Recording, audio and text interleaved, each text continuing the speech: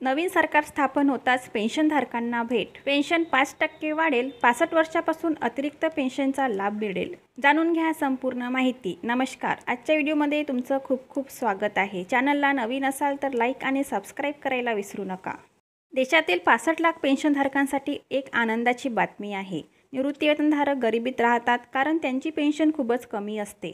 अशा स्थितीत त्यांना आपला उदरनिर्वाह करणे शक्य होत नाही. हे लक्षात घेता वयाच्या 65व्या वर्षापासून अतिरिक्त निवृत्तीवेतनाचा लाभ देण्याची शिफारस संसदीय समितीने केली होती. सध्याच्या नियमानुसार 80 वर्ष पूर्ण केल्यानंतर पेन्शनमध्ये 20% ने वाढ केली जाते. परंतु अशा वाढीचा कोणताही फायदा नाही, कारण खूप कमी पेन्शनधारक त्या वयापर्यंत जगू शकतात.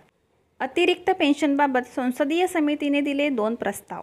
पेन्शनधारकांच्या अडचणी लक्षात घेऊन संसदीय समितीने अतिरिक्त पेन्शनबाबत केंद्र सरकारला 2 प्रस्ताव दिले होते. पहिला प्रस्ताव होता की पेन्शनमध्ये दरवर्षी 1% वाढ करण्यात यावी, तर दुसरा प्रस्ताव होता दरवर्षी 1% ने वाढवू नका, तर ते दर 5 वर्षांनी 5% वाढवले पाहिजे. अशा प्रकारे अतिरिक्त पेन्शनद्वारे पेन्शनमध्ये वाढ होईल. संसदीय समितीने 65 वर्षावरील पेन्शनधारकांच्या पेन्शनमध्ये 5% वाढ करावी अशी सूचना केली होती. वयाची 70 वर्षे पूर्ण झाल्यानंतर 10% वाढ आणि वयाच्या 75व्या वर्षी 15% वाढ झाली पाहिजे.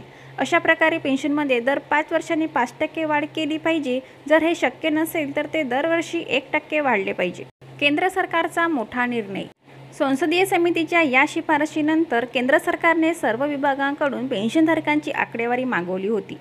केंद्र सरकारने ही आकडेवारी विभागाकडे पाठवली आहे. लवकरच खर्च विभागाची मंजुरी मिळणार आहे. नवे सरकार आल्यानंतर पेन्शनधारकांना लाभ मिळणे आवश्यक आहे. भेटूया पुढील व्हिडिओमध्ये. तोपर्यंत धन्यवाद.